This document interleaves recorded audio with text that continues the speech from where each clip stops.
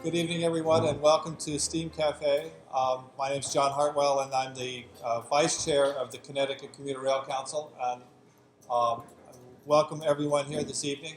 Um, First speaker is going to be our first selectman in Westport, Jim Markey, and he's going to give us a little bit of welcome and a history of the station. So, Jim. Well, thank you, Vice Chairman Hartwell, an old friend. President Guilietti, Commissioner Rediker, Representatives Lavielle and Steinberg, and I know others will be here shortly. Welcome to Westport. It's my pleasure and a privilege as the first selectman of Westport to welcome you and to welcome you to our beautifully restored station. It was actually just about a year ago that we cut the ribbon on this station, which represents, in my view, a very effective collaboration between the state, the Westport local government, the private sector, and Metro North. And as I think you may know, this station is entirely solar powered. It's the first solar powered train station in the United States, as far as we know. 90% of the power needs of this building, and also some lighting on the platform and the electric recharging, car recharging stations outside, come from that solar array that's on the roof. At the same time, a lot of the lumber here is the original lumber that's been rehabilitated and refurbished. The windows are original and been restored, as some of the lighting fixtures, obviously not these very bright ones, but some of the others have come from the past. And just a few months ago, we opened this wonderful coffee shop, aptly named Steam. I want to thank Brianna Pinnell, who's behind the counter there, and her collaborator, Chris Barrett, who are the entrepreneurs who had the vision to open the coffee shop both here and also at our Greens Farm station on the east side of town. So thank you very much, and thank you for hosting us here tonight. You know, safe and reliable, comfortable, and fast rail service are critical to Westport's long-term viability and attractiveness as a community, as they are to just about every other community in Fairfield and New Haven counties. People may choose to consider moving to Westport and other communities because of our excellent schools and the recreational amenities that come with it. But it's the reliable transportation on Metro North that inevitably seals the deal. And I'm not just talking about commuting to New York. We have a lot of people in town who commute intrastate to Stamford and other towns and communities along the line. But more interestingly, we now have more people commuting into Westport on a daily basis than commuting out.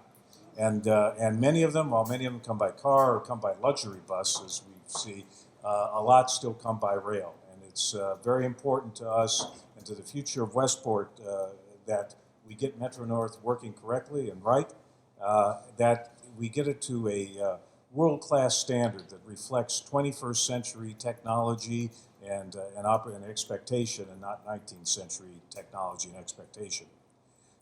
At a basic service level, notwithstanding the excellent new cars that we have on Metro North, when you realize it takes about the same time to get, in fact, maybe longer, to get from here to New York City and back as it did 2 or 3 generations ago, we need to do better than that. And I know Mr. Guilietti has heard that more than once, I'm sure. As the chief elected official of Westport, I understand how important the safety and reliability of Metro North is to the long-term viability, economic security, and public safety of our community. We can't pretend that the problems of Metro North that they're experiencing are going to fix themselves. It's up to all of us, the state, Metro North, and on a local basis ourselves, to make sure that this is running to a world-class standard, that people begin to measure commuter railroads and the quality of commuter railroads by what we're doing with Metro North. So I'm so glad that you're here tonight to listen to commuter input, the input of your customers, as well as other officials who are here. I welcome you here to Westport.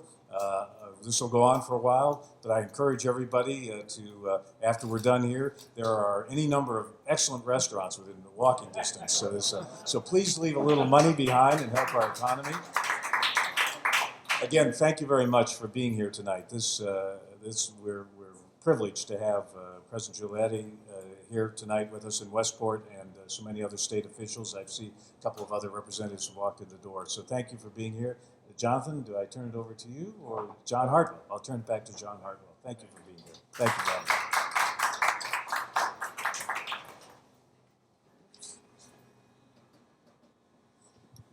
Thanks, Jim. I also wanted to thank Brianna Pinnell for opening up this lovely cafe.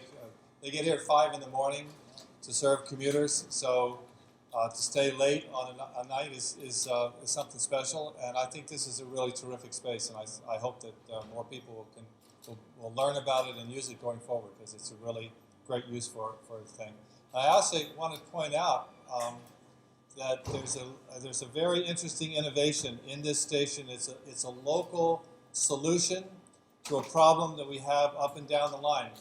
We know that knowing what time the train is actually coming is still a problem for us. And right now the signs on the station will say good service, or you might hear an announcement that says that the train is going to be 5 to 10 minutes late, which is the way it's done. But what they've done here is, because they have the Greens Farm station as well, which is the next one up the line, they put in a live camera, and there's a feed here on the wall, so that in the morning commuters can come in here, get a cup of coffee, be warm in the winter, which was a big problem this year, and then when they see the train come into Greens Farms, they know they have between 3 and 5 minutes to pay up, go under the tracks, get ready, and get on the train. So it's a great little service, and I think it is an interesting entrepreneurial solution to a big problem we have. We know that communications along the line is a problem. I also want to thank, before we get going, the local police, the Westport Police, Fotika Koskindus, for opening up here and providing us with some support tonight, some security, some maintenance guys who are going to be working to help put this place back together so that at 5 in the morning they'll be able to serve the customers again. So thank you very much to the Westport Police Department.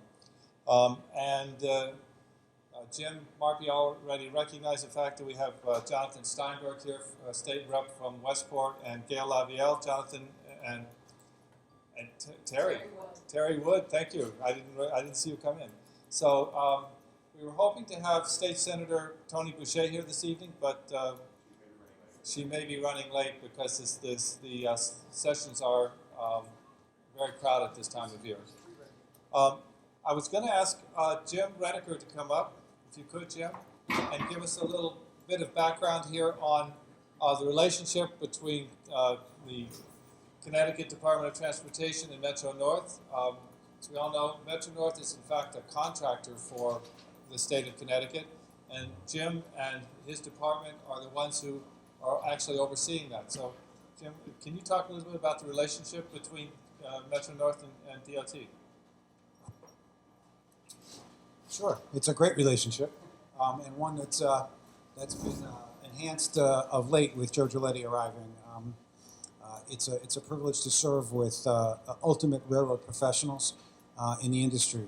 Joe, his whole team, the team that's here, and the more extensive team that really covers all the operations, I think represent the best of the best. And I come from a railroad at New Jersey Transit where we considered ourselves, the best. And I put Metro North up against the best any day. In fact, when I look around the country and I look at what other performing railroads look like and behave like and perform like, I've actually spoke with a television studio support person who I had an interview session at, and he came up to me and said, I take the railroad everywhere. It doesn't matter where I go or what I do, I take it everywhere. He said, and I'll put Metro North against anyone at any time. He said, I was just up in Boston. He said their standard for on-time performance is 82%, and they think that that's great.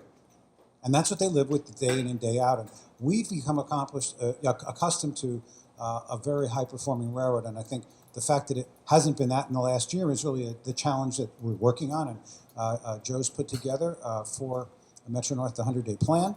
We're working together toward implementing that.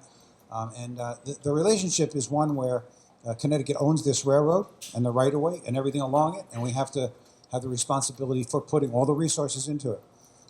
Some interesting statistics, we put in over $3 billion in the last decade or so That's the state of Connecticut put it in.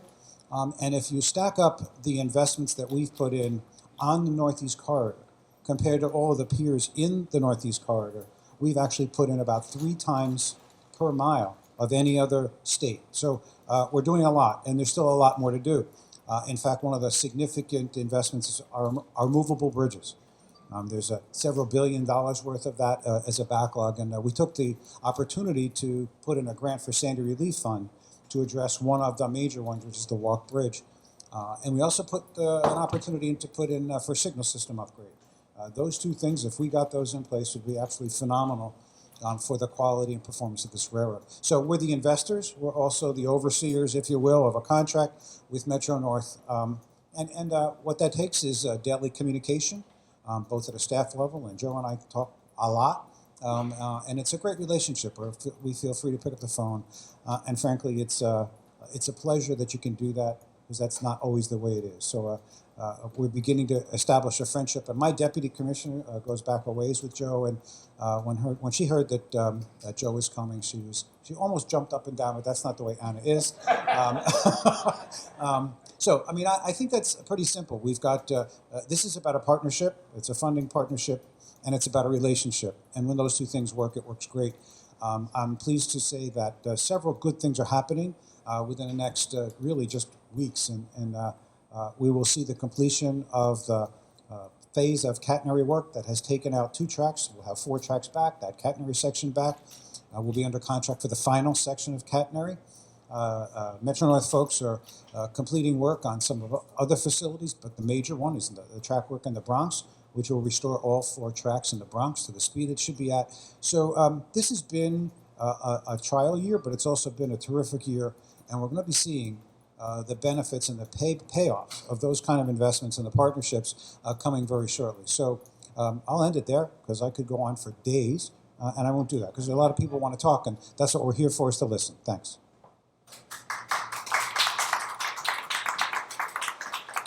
Thanks, Jim. And as we do this evening, and it's going to be an open forum, if people have questions that are more directed toward Jim, you're right there. You can pop up and participate.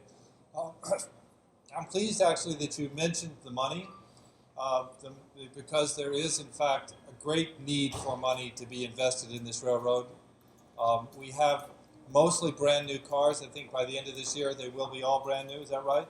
The M8s, they're terrific, they're very comfortable, they're clean, they're nice, they're modern, but they're riding in some cases on infrastructure that's over 100 years old, sometimes as much as 150. So some of the catenary that is being replaced right now is 100 years old. Some of the bridges, for example, the bridge that's right there, built in 1905, the bridge in Norwalk, I think, was in the late 1800s. They're supposed to swing open when river traffic goes by. If they don't work very well, everything comes to a stop. So there's 4 of those bridges in Connecticut, and they need to be replaced. And it's a tremendous amount of money that's necessary. There was a study that was done very recently by the Regional Plan Association. There are copies of the executive summary there on the table by the door for you to pick up. Their estimate for the money that we need just to bring it up to scratch is $3.6 billion. That's with a B. It's a lot of money. It's more money, obviously, than Connecticut has got or can come up with by itself. We need help from the federal government.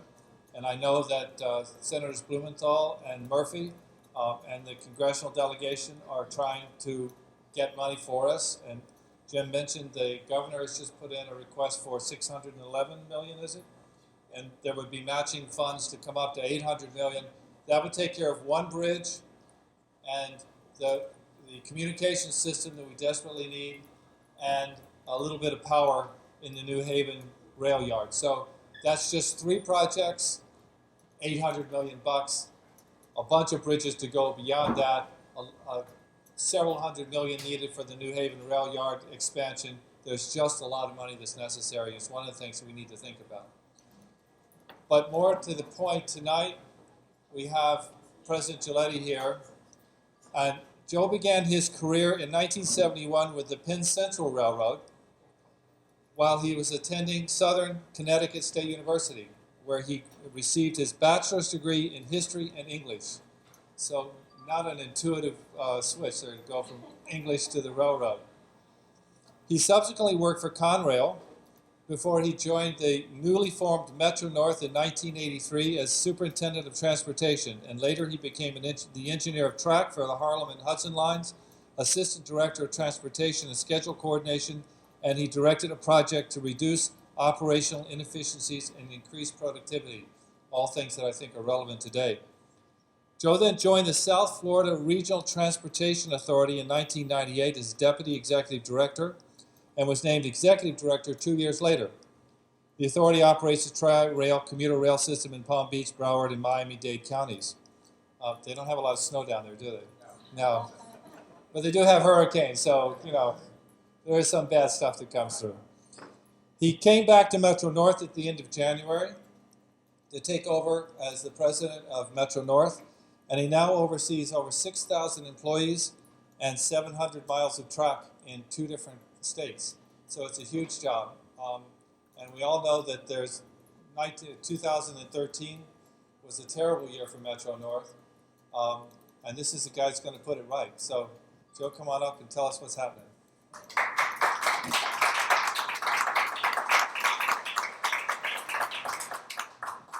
Thank you for the introduction. I appreciate that.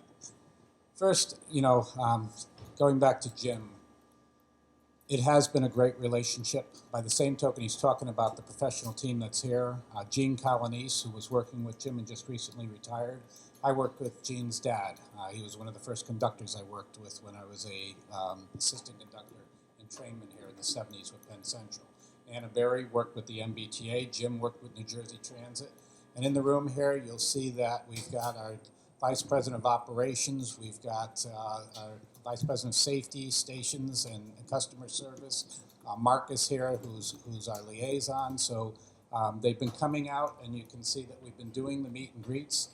And not only that, I've also had the honor of meeting with the legislature in Connecticut. And the funny part about it was that I don't think I was here 2 weeks. I had 3 weeks of newspapers before I got here. I had not given out an interview, but I found my name all over the place. And it's been very interesting for me. I made the statement at Stanford the other day when they asked what was my main goal in doing the meet and greets. I said it's twofold. It's one, so that people will know that we know what's going on, we're working to correct it, and 2, so that these meet and greets become so boring that the press doesn't want to come out here and deal with them anymore. And I know that's counterintuitive for some people that are in a different position, but for me, I would like nothing more than to be out of the press and just dealing with the issues that we're dealing with.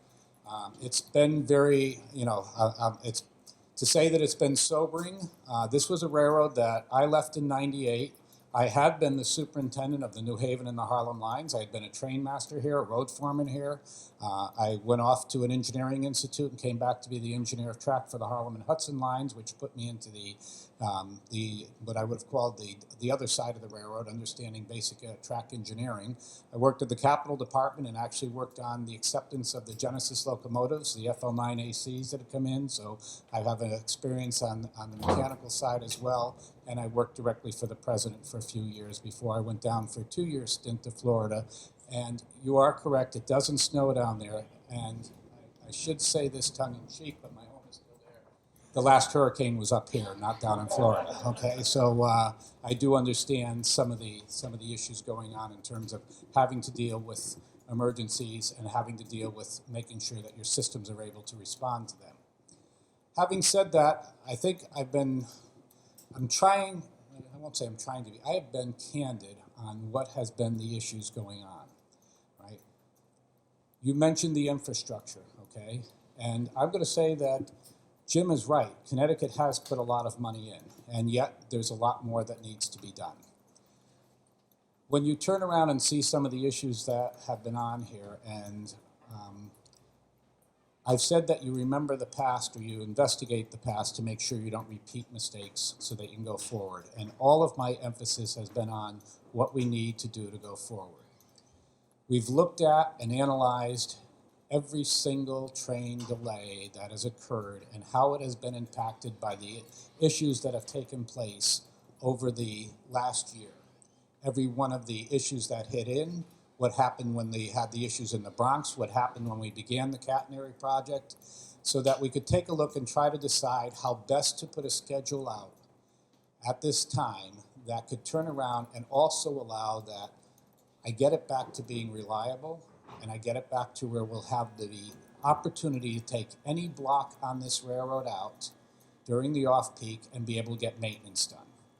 Right? We need to increase our maintenance cycles. We need to invest in, when I've already had approval by the board to get new machinery in here. There's state-of-the-art machinery. We are going to have between now and the end of the year some of the latest technology going back over every inch of this railroad to make sure that we've done everything we can to take care of the issues that are there. In '98, when I left, I had actually, you mentioned the organizational restructuring. What we were trying to do was we put a tremendous investment into the railroad. We were accused at that time of gold plating it with concrete ties coming in. And I'm going to say that it was obviously good investment because it lasted a long time. Something has happened to that investment over that period of time, and we're not at what I would call the gold standard. In fact, the FRA reports have accused us of not even meeting minimal Metro North standards, which were always higher than the FRA standards. And we need to get back there. And I've made the statement, and I stand by the statement, the railroad is safe. Right? I would not have trains operating if I did not believe the railroad was safe. We are coming out with a schedule right now, and it was funny that I didn't even get to make an announcement about what the schedule was. There was already accusations being made that we were just going to arbitrarily add 10 more minutes to the schedules, which was what had been done before, right? That we indeed had been, the focus of the schedule was to turn around and increase everybody's traveling times going in, and that there had been no consideration for what people were going through. Now, let me tell you what I was hearing in the meetings that I was having with the public. It was bad enough that you add time on to every one of the schedules, and there was a valid reason for adding the time. We had an FRA that came out here, and at 7 different locations on the New Haven line alone, right, it increased the amount of time in order to be able to make those trains go. They took it that any restriction that was more than 20 miles an hour, and I will tell you historically that was always dealt with. When I trained as an engineer, you knew that when you came to one of these drawbridges, you dropped from 79 miles an hour down to 40, right? Well, they've taken that ability and put it to where the signal had to drop you down before you even got there. So it was no longer going to be done in the way that it was traditionally done. And when you put that safety in, which I'm going to say is a good measure, it takes away the human ability to make a mistake and go too fast, right? But it also takes away some of your time to be able to operate. So that added at minimum of 7 to 10 minutes. So the quick answer when they were trying, I'm going to tell you that from my perspective, they tried to do the right thing.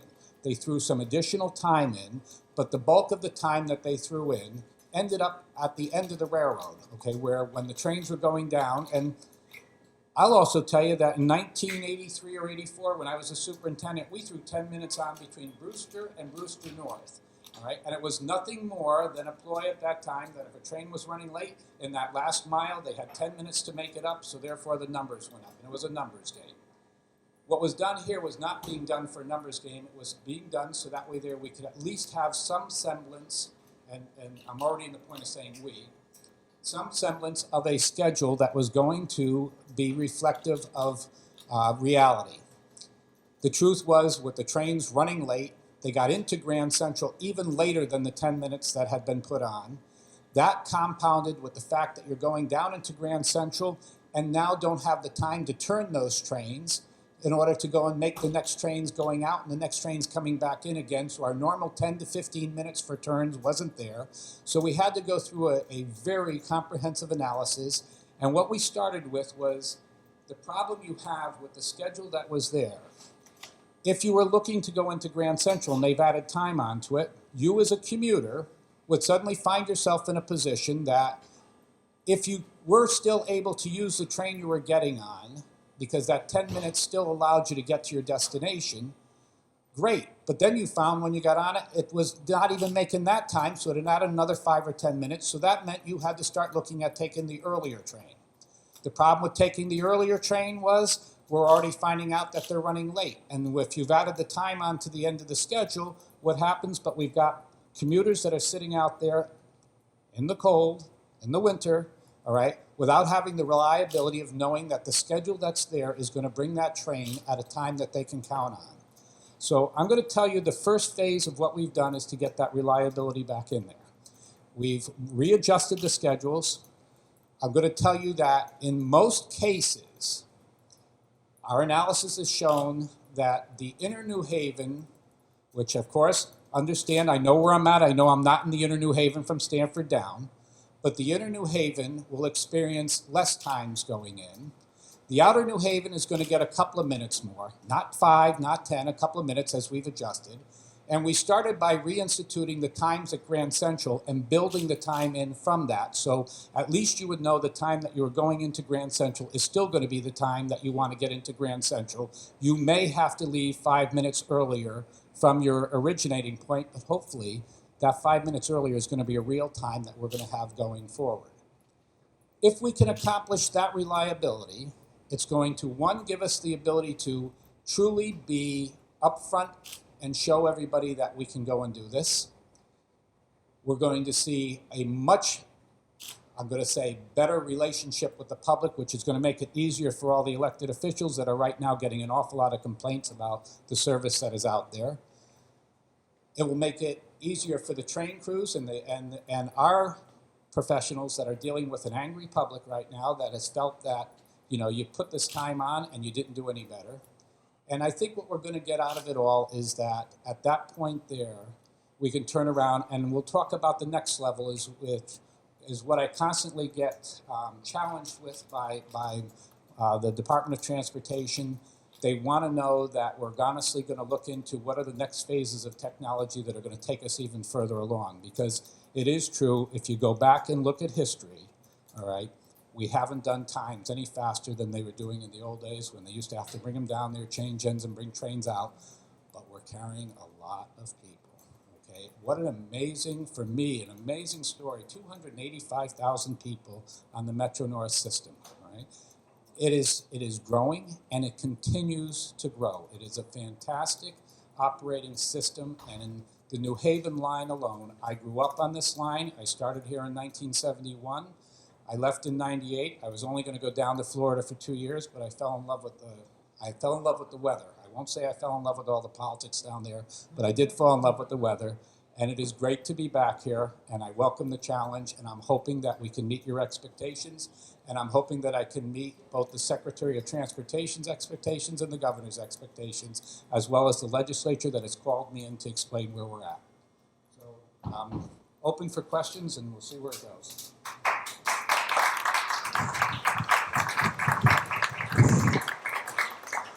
Thanks. So can you give us a brief overview of where we are with the 100-day plan? Right now we are, Jim will tell you that we're talking on almost a daily basis, and it's true. And I think our call yesterday was probably at 6:30 in the morning. I've got the FRA is here with constant monitoring of what's going on. I've got the preliminaries with the Blue Ribbon panel. I've got the TTCI, which is actually the Pueblo, Colorado people that have come out here to do the analysis, and we are taking care of the serious issues that were pointed out by there.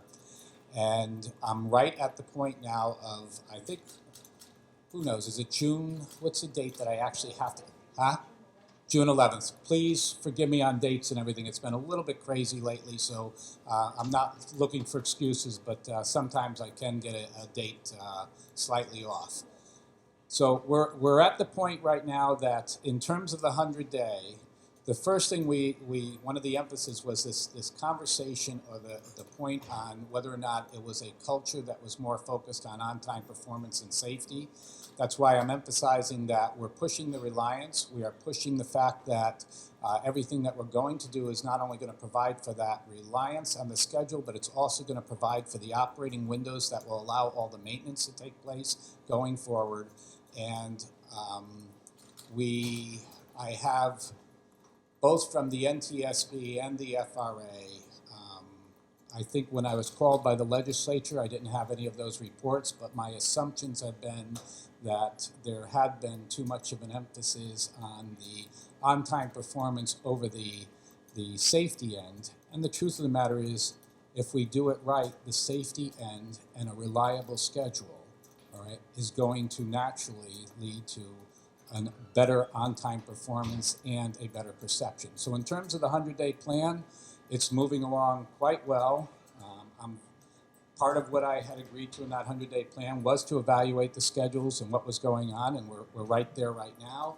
I have not only been meeting, I think I told the state of Connecticut when I was at the legislature that you would see me out there on meet and greets. I've already done Grand Central, I've done in White Plains, I've done Stamford, I have gone into the shops at Harmon, Highbridge, New Haven. I've got another meet and greet set up for Grand Central, and then I think I'm going to, in May, we've got New Haven. I don't know that we've got it scheduled yet, but we're going to continue doing this so that we're out there meeting the public. And, you know, like I said, I'd like to get it to the point where I'm so used to doing that I always did that on a regular basis, and we're going to need to do that so that way there the credibility comes back in. Thanks. For those who don't know, the FRA is the Federal Railroad Administration, and they're, pardon me? And the NTSB is the National Transportation Safety Board, right? And the Transportation Safety Board, National Transportation Safety Board, looks into accidents, and the Federal Railroad Administration sets the overall policy for running railroads. And we're Terry. Just a quick question on the meet and greets and Sure. stations. You get there first thing in the morning, you just greet people and you identify yourself as the president of Metro North, or how does So the question is, how is he doing the meet and greets? Does he just arrive in the morning and greet people, or what are we doing? Actually, again, we put it out there well in advance. The press has gotten all the notifications. We set up a table. We've generally chosen up to this point to do them in the evening. And the main reason for doing it in the evening is that most times I have found that if you get on a train and you go to talk to people in the morning, a lot of times that's when people want to catch the last part of their sleep. They don't want to be interfered with on their train ride. It's usually their time for their coffee and their newspaper. No, I haven't gone to the trains yet. What we started with was actually setting them up in terminals and actually having a place and a designated place, telling everybody where it was. And I show up, and generally we've made them 2 hours. Each of them has been about 2 hours. And we found that the first one, there was tremendous draw and demand. By White Plains, after the first hour, there seemed to die off. People did not want to stop their routine to get to the car, and White Plains is experiencing, back to the mayor's point here, that there was more people coming in to get on at White Plains. So the same discussion you heard here is going on there. And even at Stamford, after the first hour, we did find that the amount of people that really wanted to break their routine, I take that as a very positive, because if people were truly concerned that it wasn't going to get better, they would have stopped. But we found that being there, you will get people. I'm not going to tell you that we didn't get complaints, but I will tell you that the majority of the complaints we got were about reliability, right? And that's what we're trying to address. Clearly, during the winter, the reliability problem often had people taking trains earlier than what they would normally do, would overload that train, so people would be standing up on the way in, and then that train would be late and they would miss their appointments, and there was a 5% fare increase in January, so it wasn't a good winter, as we all know. Sal? We think these in Norwalk too. I know the city of Norwalk,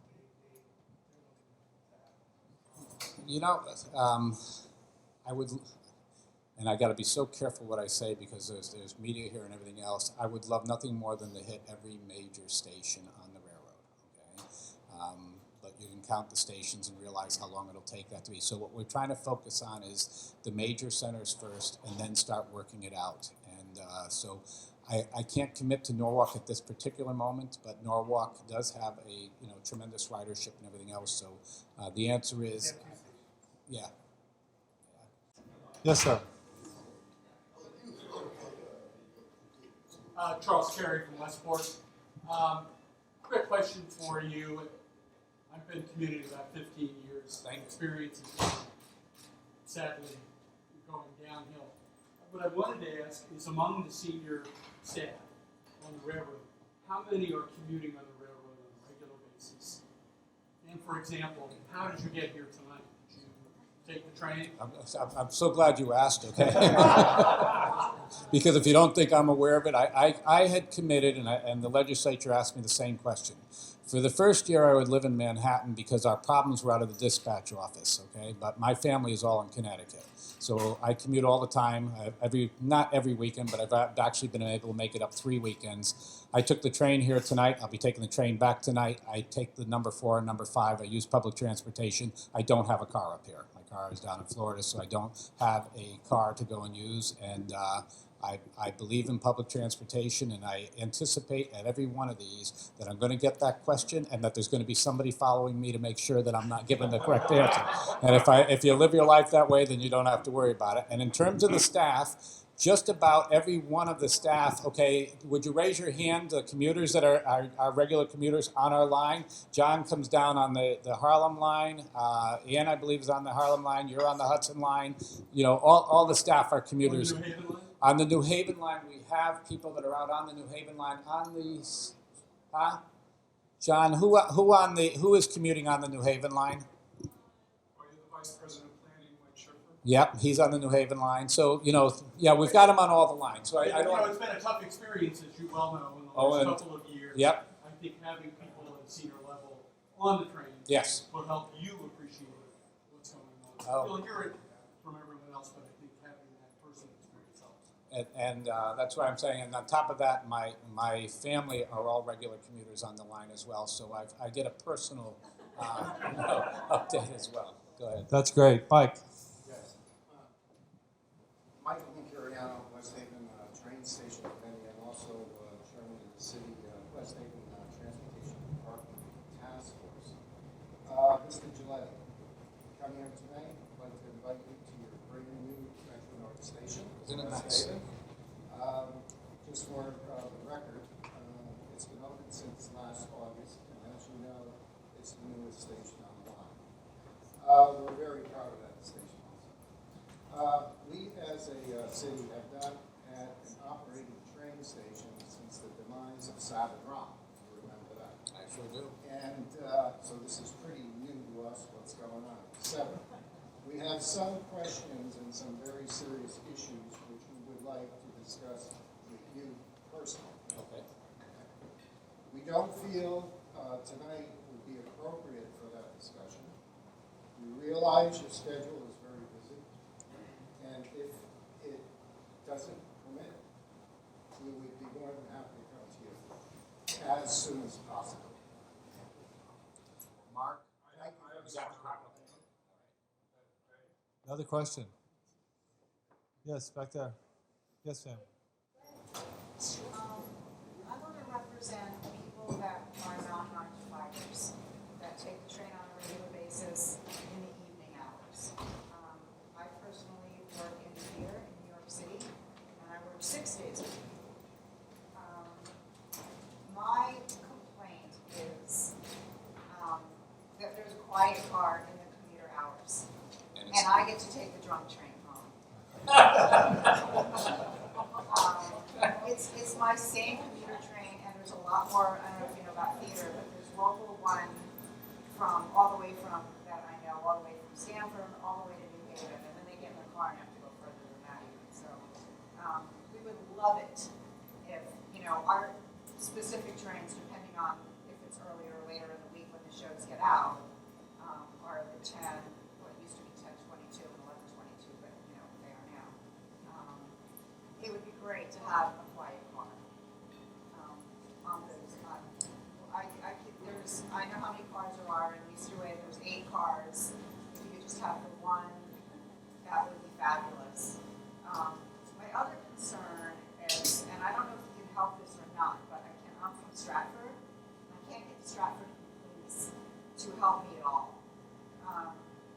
Being in the theater and being an hour and a half, first I get on the subway and then the hour and a half train right here. I get home at 1 a.m. for the 8 o'clock shows. I cannot get anybody to help me if there's nobody else getting off the train. And I have to walk myself, like all the way down the street. I realize I live on the Bridgeport side of Stratford. I've already had my house broken into, my car broken into. To me, walking, not on wood, I'm blessed that nothing has happened. I don't know if you can help with that. I know you're the train. I don't know if you're at the train station, but I just can't seem to get any help anywhere from that. I'm gonna first, let me take the easy one first, which is you're the second person that's already hit me about the quiet cars, and I actually used the quiet car myself tonight to come. That was a new addition. Amtrak was one of the first to go and try it, and I think it's very successful. Yeah, and so do the people that are in the quiet car. I have to look into, I can't give you an immediate answer, but I am going to look into the off-peak and whether or not we can do the same thing in the off-peak. The hard part, like everything else, is policing it, that people, are following through. We do have the conductors constantly making announcements that the first car is a quiet car.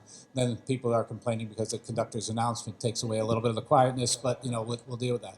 The other one in Stratford, I honestly don't know the answer. That one requires a little bit more investigating. Mark, will you please exchange information, and we'll look into what the relationship is with the police department in the city there. But I don't have an immediate answer for you, but we'll look into it. If someone is talking on their phone, In the quiet car. and no, just Oh. there's no quiet cars now on my train. Okay. Just talking on the phone, talking for a while. It's not like a quick conversation, quick space and a vibe. Maybe talking for a while. I've told the conductors before, and they say it's not my place to do anything about that. Is that true? Yeah, only from the standpoint that the other part you get is whether or not people have the right to talk, as long as they're not broadcasting. It's like whether or not they listen to a personal radio or they're broadcasting. So I'm going to say to you, it's a very tough one. If they're being unruly, if they're being loud, but people's ability to talk on the phone, you're crossing so many lines there. It's a very, very tough one. And I've got to side on the conductor on that one. That's a much more difficult issue to go and deal with, because people feel they have the right to go and use a phone. Yeah, that's why I'm giving you as So. A little side note on the quiet car. We on the Rail Council had been advocating for those for years when they were finally put in. You weren't here at the time. Right. And we were so pleased that they were put in, and I'm glad to hear that they're a success and that people would like to have more of them, because I think it's a terrific thing. Quickly, I also want to recognize Representative Ken Fawcett, who's just arrived here from. Oh, I'm sorry, Michael. Yeah, and before we go any further, we have a lot of members of the Rail Council here tonight. Could people who are on the Rail Council just raise their hands, please? And we are representatives, we are advocates for commuters. So if you have a question and you can't get to your representative, you can always come to us. And they'll come to us. And we'll go to them, yes. Jen. Hi. Hi. My name is Jennifer Johnson. I'm a transit director in Westport. And I wanted to first say thank you about the reliability. Because I'm right now, and even as today, dealing with the issue of trying to integrate other bus services in Westport for our commuters. And we've had trouble with the fact that we have inbound commuters to Westport, and they are relying on being able to take our shuttle buses to their jobs, and the train has been late and the buses had to leave because it is on a fixed schedule. And so today we're actually dealing with that issue, because we need this to work. We want to thank Commissioner Redeker for funding our buses and SWRPA for the bus study that's helping us figure this out. So reliability is very, very important for us to be able to continue to provide and promote intermodal transportation in the town. So I want to say thank you on that, but I have 2 seconds, I have a question.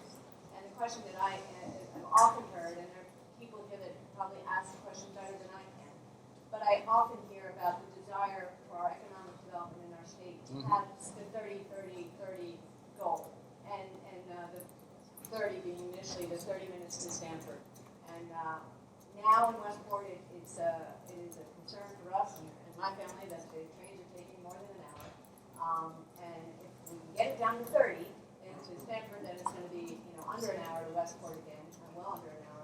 And from my own sake, and I want to understand if that's really the goal and what we can do to help you reach that goal, and the commissioner and getting the funding that we can. So I want to understand if that really is something that's an attainable goal for us. Again, start with the easy part. Thank you for the confirmation on the on time. You know, if we can have trains that are reliable. I had started to say before, and I wanted to finish that part out. The schedule that we're looking at should cut for 83% of the riders their times going in. So we are cognizant of what has to happen going forward. So what I want to say is the perception that all we're doing is adding time is not true. What we're trying to do is add reliability. Jim first confronted me with the 30. I'll be honest with you, I was not aware of the 30-30-30. I'm relatively new here. It's week number 10, I believe, right now. And I've heard about the 30-30-30.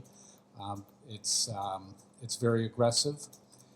I'll be the first to tell you, you never say no because you don't know what's coming in with technology, all right? We've experimented in the industry with tilt train technologies. There are things that are out there that can increase speed. So I'm not going to tell you that I'm in a position to say to you, it is inconceivable. I will tell you that it is extremely aggressive. I'd say the most aggressive part is probably the 30 minutes from Stamford into Grand Central. As everybody who is a commuter here knows, you get not only the pains of whenever something happens on the New Haven line, but because you merge in with the Harlem, you get the pains of the Harlem line on the lower Harlem, you get the pains of the Hudson line, and we're all trying to merge it into Grand Central, which is one of the reasons that the governor is pushing hard for having alternatives like going to Penn Station and alternate routes. And with those alternate routes may come alternate possibilities for time frames and adjustments. So I can't commit to you that it's a goal right now, because right now my goal has to be particularly because of the federal oversight that's on us, and because of just being conscientious to it. It has to be that the emphasis right now is safety. When we get this next schedule in and we've got reliability in there, then come back and ask me to evaluate it. I'll be in a better position to give you a more candid, but understand that the state has already put me on notice for this, and I do understand, and to me, it's refreshing to hear mayor after mayor come and say our economic development is tied into this system.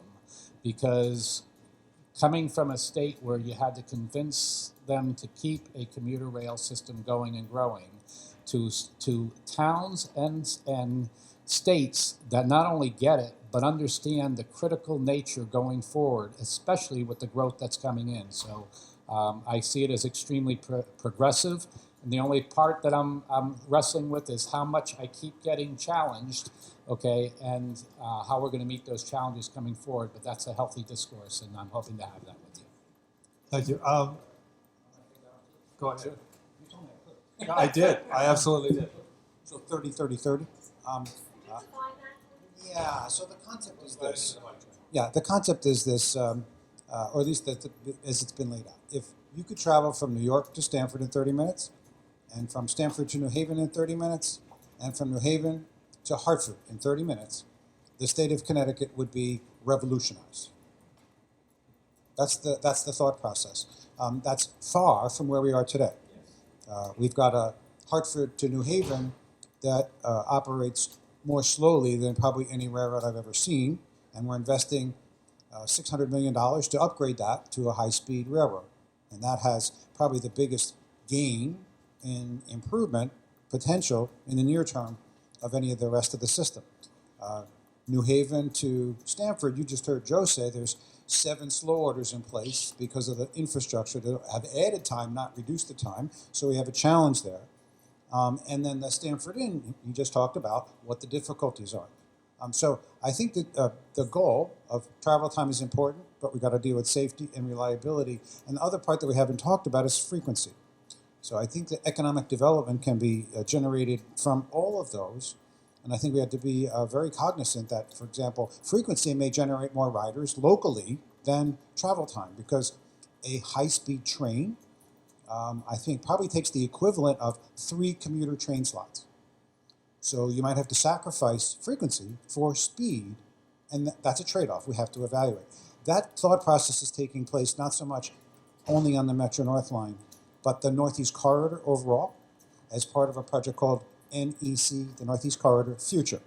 which the Federal Railroad Administration is performing, looking at markets, speed, frequency on the existing infrastructure and what could be maximized. And then when does the existing infrastructure max out and we need another alignment? That process is underway. We're about halfway through it. I say because I'm a part of that process, and we all are. And I think that about a year from now, they're expecting to have some alternatives out for public review. And that, I think, is exciting because we have to have that future view. It's not about just today. We've constantly got to be planning for the next generation of services. But I do think the dialogue is a good one. And I'm at this point, a bit agnostic about is it frequency or travel time? Because I see the trade-off. And frankly, the local stories of Connecticut local stations have more people coming to them than going from them is because it's got frequency. And if you didn't have frequency, people couldn't do that. So I think we're going to balance it and do the best we can as partners. One proposal on frequency has been subway service, which means coming every 15 or 20 minutes, and you wouldn't need a schedule. But it's unlikely to happen anytime soon. Gail Lavielle, representative from Westport and Wilton, would like to say something.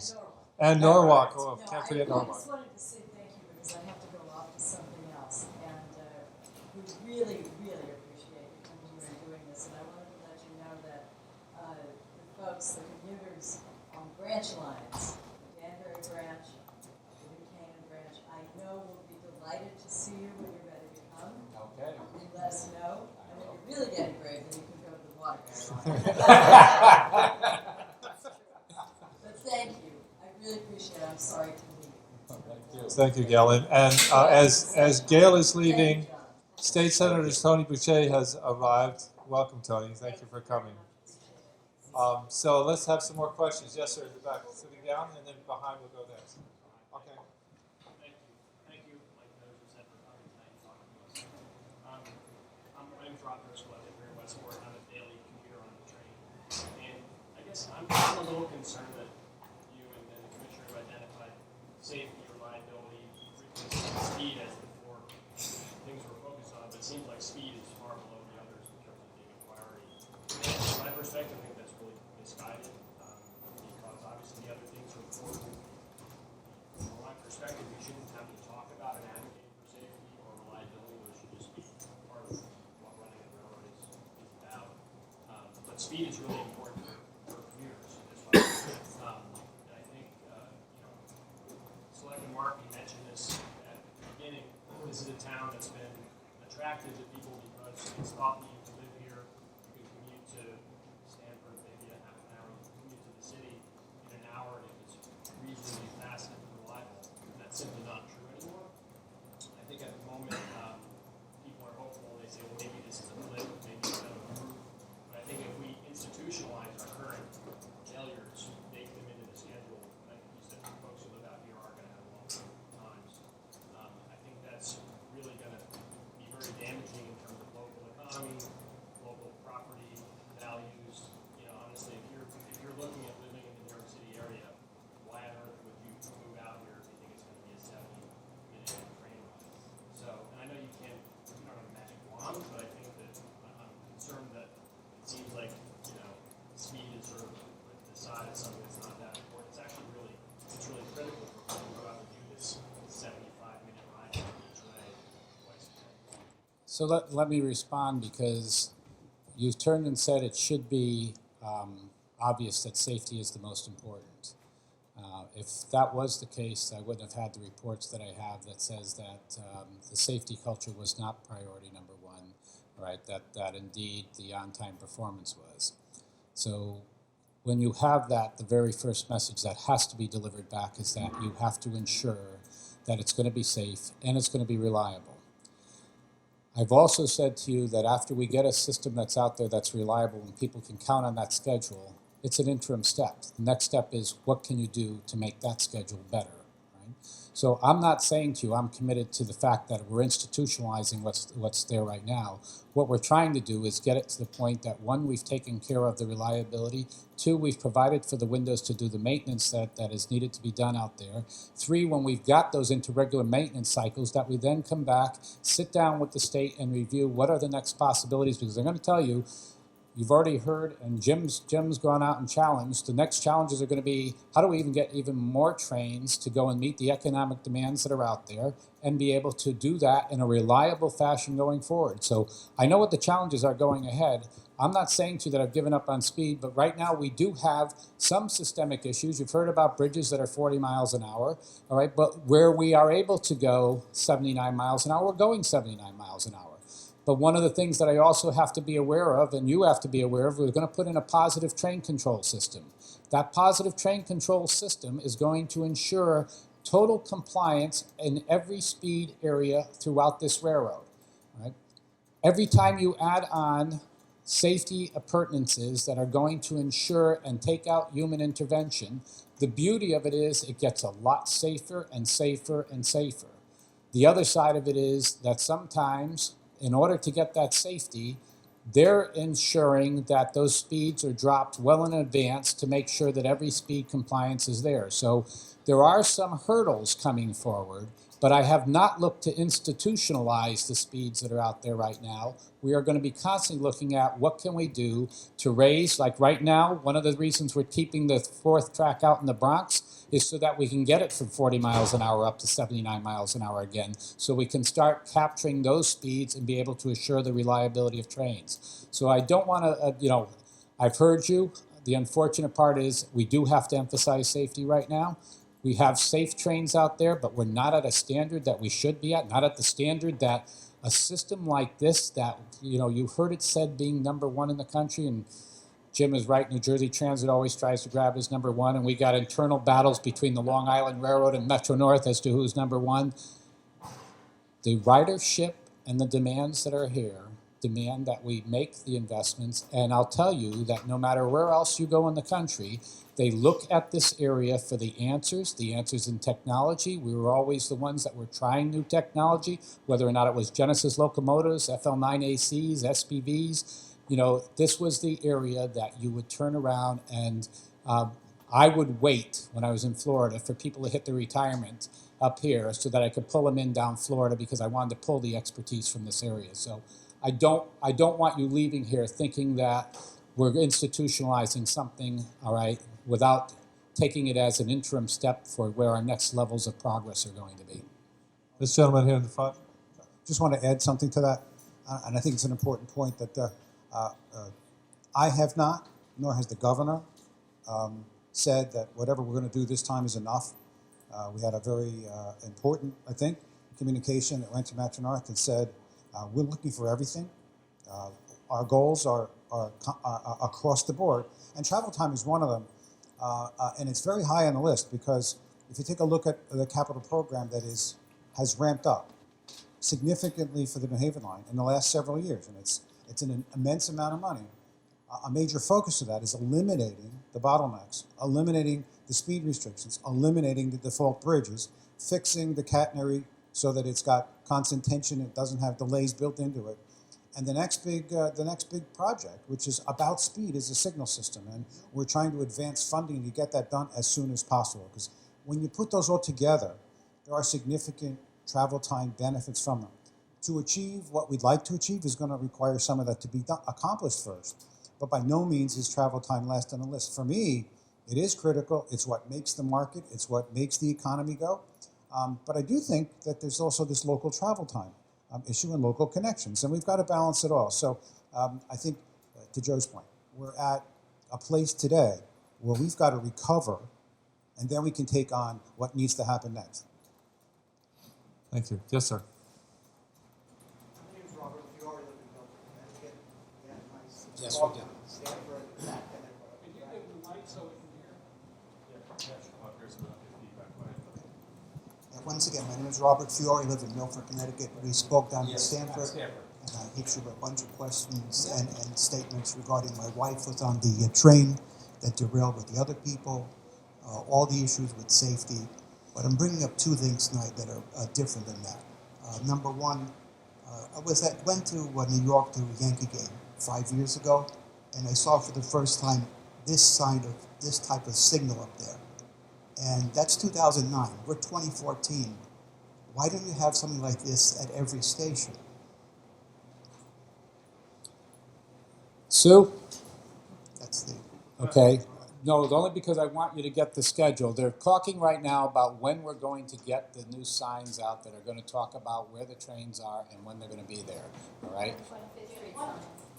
Well, there's two different signs. There's those signs, the picture that you have there. That sign is a very, to get those to produce real-time information is a significant investment. Right. And so that is a plan that we have in terms of a long-term plan. On a shorter-term plan, we're looking to get something that looks more like the LCD product, LCD signs, which would be similar to that, only it'll identify the next 9 trains, and it'll identify the departure time, the destination station, the track assignment, and how it's running, the status of the train. That project is in our 100-day plan, and we are in the process of developing that, working with the DOT to come up with a schedule and an implementation. But so is that going to be train time?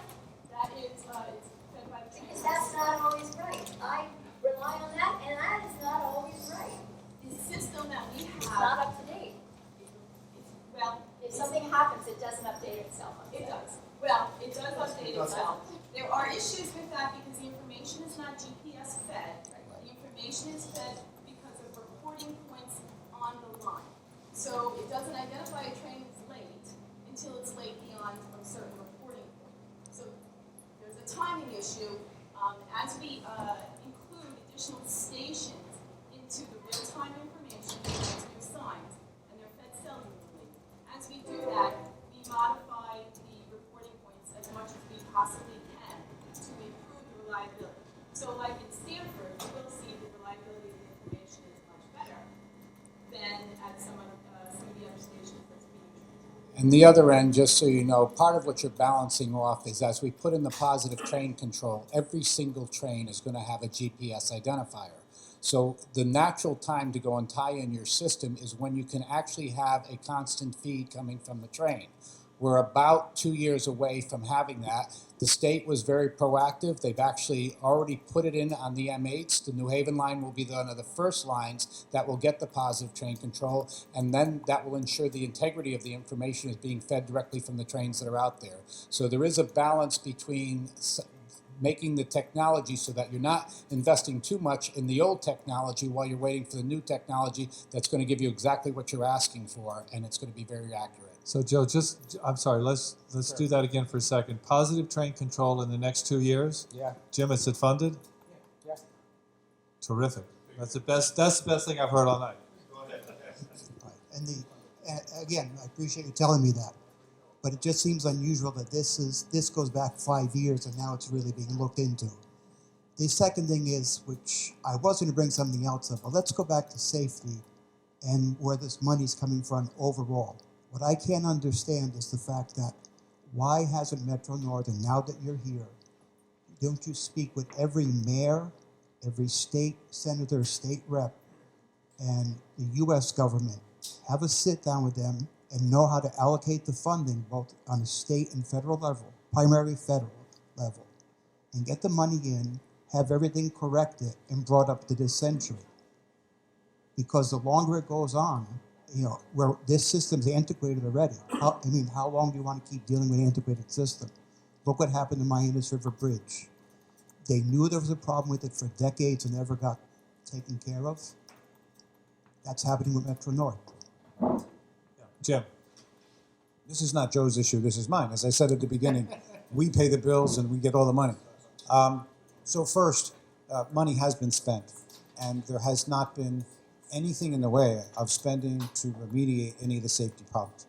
The governor, the legislature have given us everything that we need and above that to address those issues.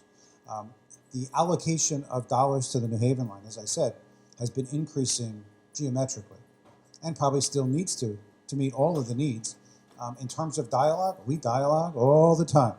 We've got a great transportation committee. We've got a great relationship, I do, with the transportation committee. The governor continues to advocate for more and more and more in terms of what's necessary, because that's what will make this line the safest and best and fastest it can be. That isn't to say that we have all the answers. We don't. The historic anomaly, and it's an anomaly of sorts, that Connecticut pays for the New Haven line and not the funding that goes to Amtrak. We've never been eligible for that until now.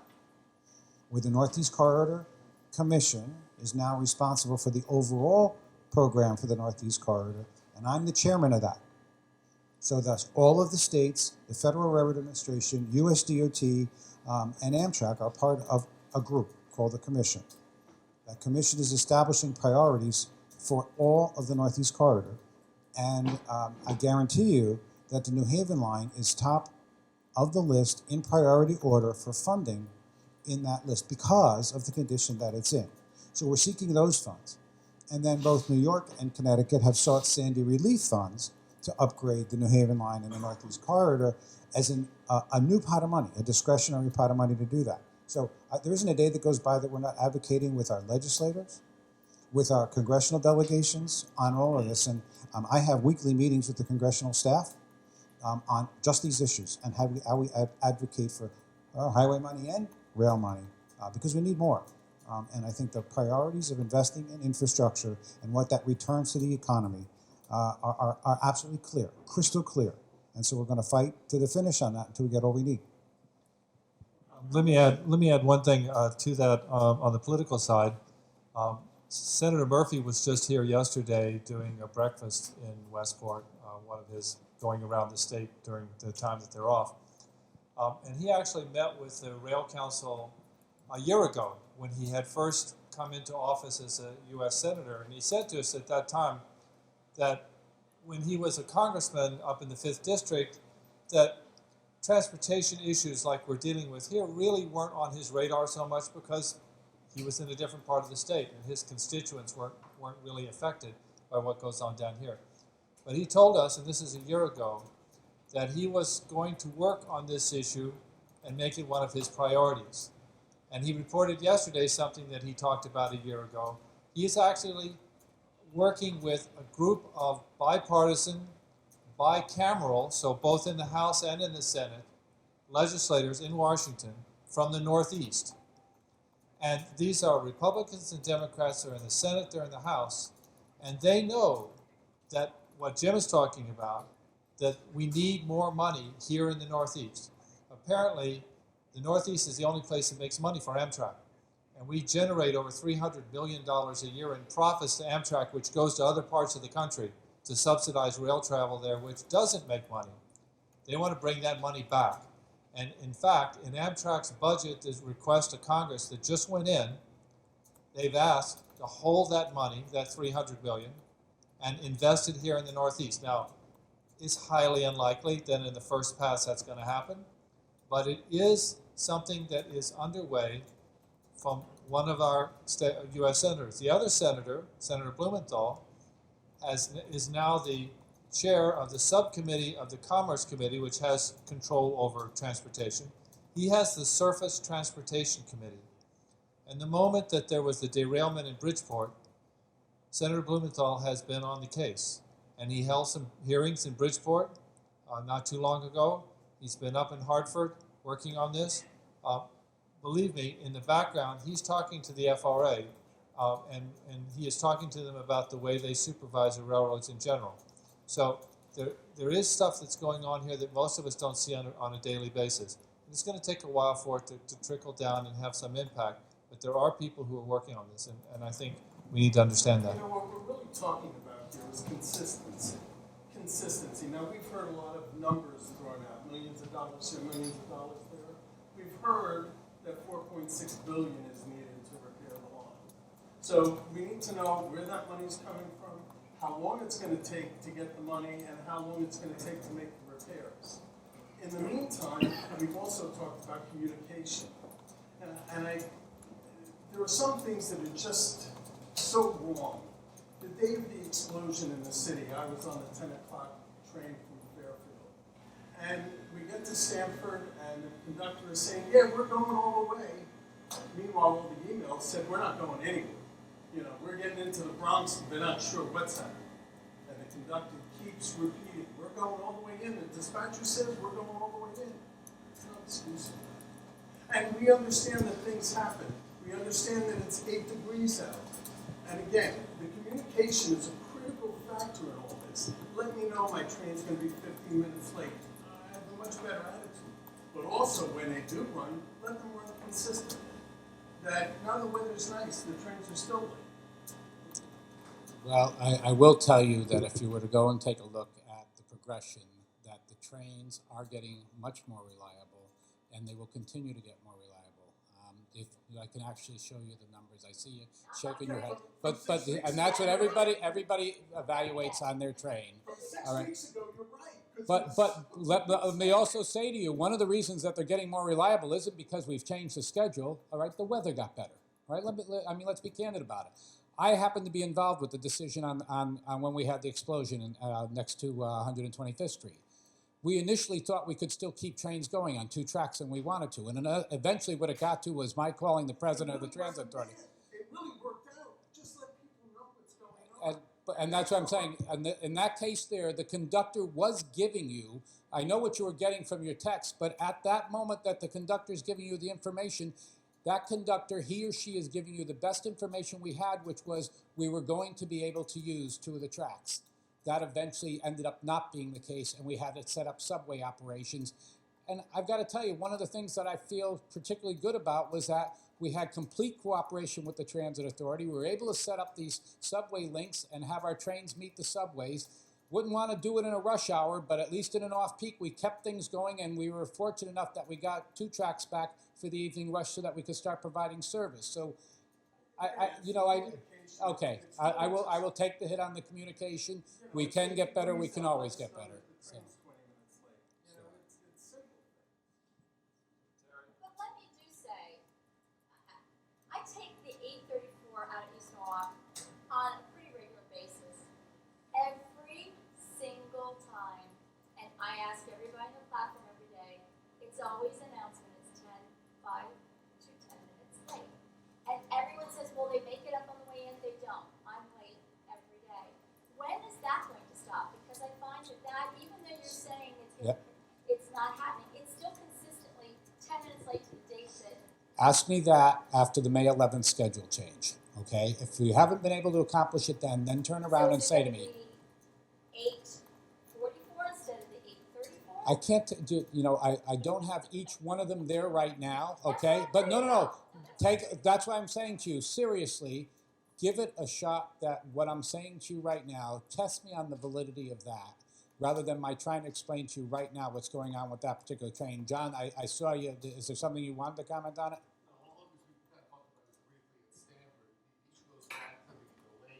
Oh, yeah, no, I know. Yeah, okay, yeah. That's why they're not going to make up that speed. Train's going to leave 5 minutes earlier, so it's not going to be late. There's one other question I want to ask, because I hear this from everybody on the train. They feel like they're getting less for more money. And I know in the next year there'll be another increase. And people don't realize it until January 1st. And next year I think you're going to hear a lot more complaints if they get another 5% increase. I'm hoping that we keep the fares frozen where they are until things improve, because I feel that we should not be getting the money from the commuters. It's just what we've been through. I think that that's just something that we should all think about, especially all our legislators, that think about where we're going to get the money if we need more money. It shouldn't be coming from commuters. So the We're budget, paying for the new train. just to be clear, so people don't get the wrong impression, there's no fare increase planned for next year, except for the 1% that's been on the books for the M8s, and that's the 1%. We'll get finished with that in a couple of years. The 6 years of 1% will disappear, but there is no budgetary fare increase coming this year. Is that legislative?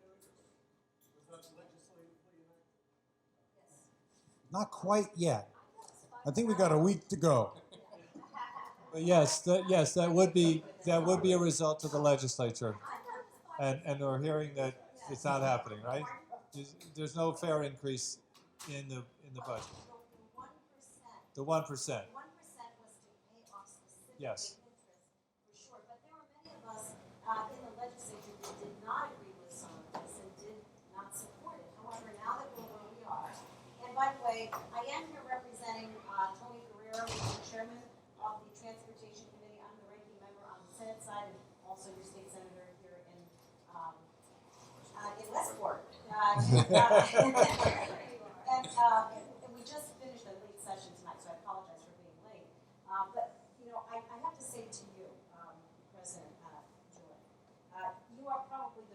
businessman in railroad business today. We're coming in, really, you came in at probably one of the lowest points, you have to admit, in our rail system, the lowest point.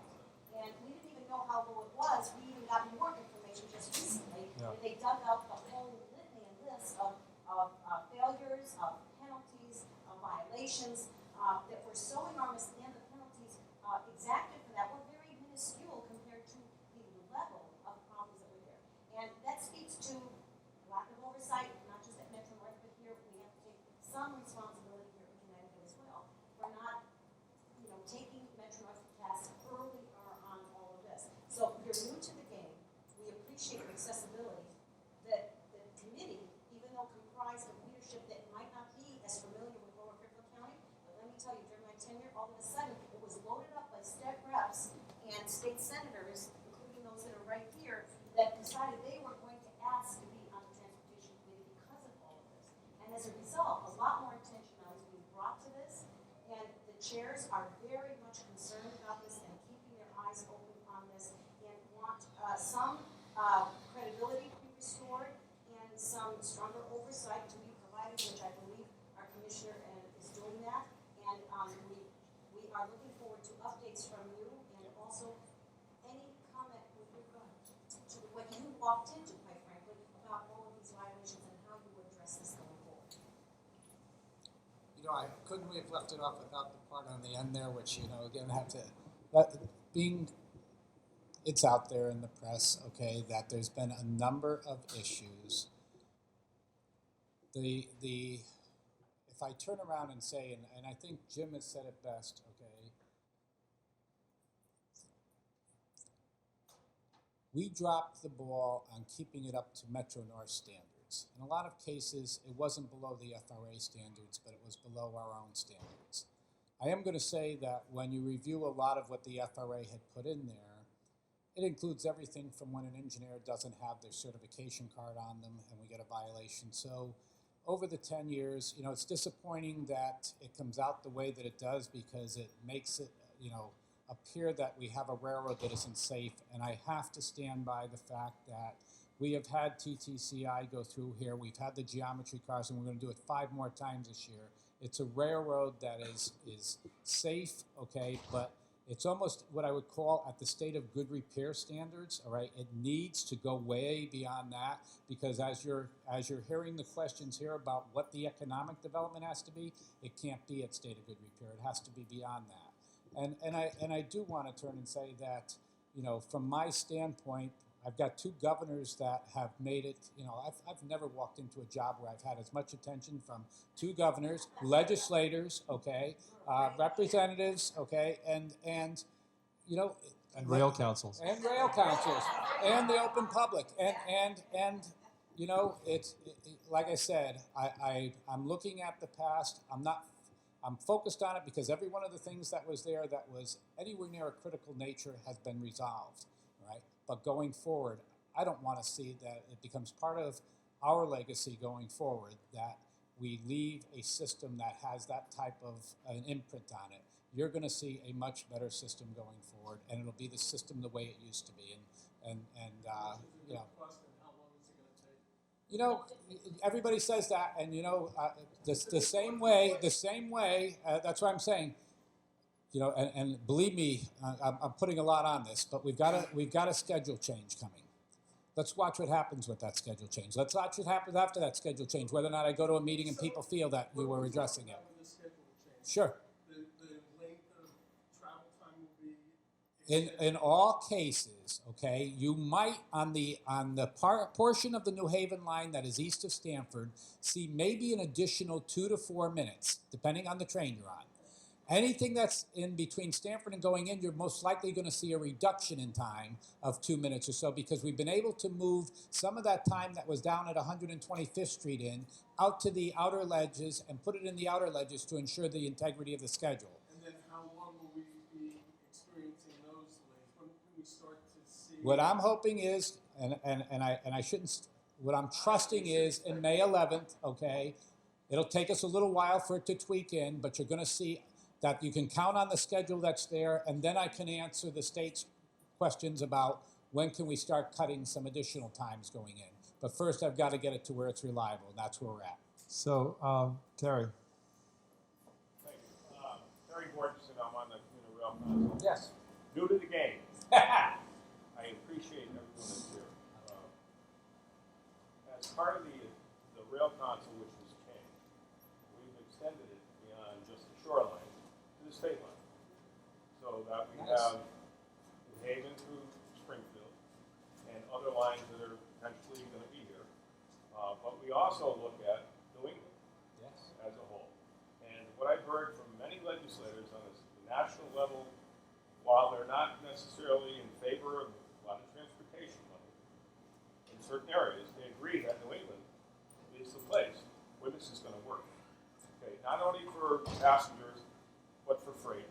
I was at a meeting with Go Rail today about the freight. But we have to understand, and we've taken a big step here. Now that we've expanded the Commuter Rail Council, so it's just not in this forum, we've invited legislatures to get together, and we met in the Capitol last month, and we're here today. Yes. So we're having communication with legislators, with us, with you, with the commissioner. I'm glad we're all here. I hope the dialogue can be positive. It doesn't have to be accusatory. It doesn't have to be this and minuscule things. It needs to be moving forward. How are we going to do this? And I think we're having the discussions. I think Jonathan is a perfect example. We're moving forward on this. Tony couldn't be here tonight. I was hoping he would. I was going to try and drive down with him. Well, I was in voting in session, doing my job. But there's an opportunity here for us to work together and understand that the New England Rail and New England, I chair the busway, so I think busway and everything else fits in together. We have the highest ASPA rate in the country because we have so much, cars. 93% of our stuff is done by truck. So, Terry, there's huge things that need to happen. So I'm just saying.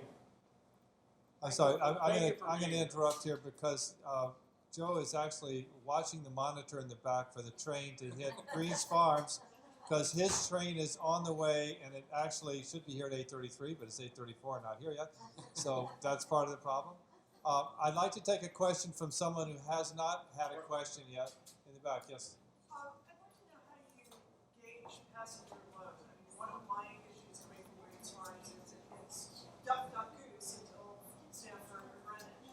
We're coming out of the 631 from Grand Central. You add Stanford, which puts 30 more people in each car, and the car. So how do you gauge that? How do you adjust that? And also the second question I have is, how are you going to, in the future, balance the needs of people commuting to Stanford versus those going to New York? Because I think everything is stopping in Stanford for those of us who do go to New York. It's much longer, much more arduous.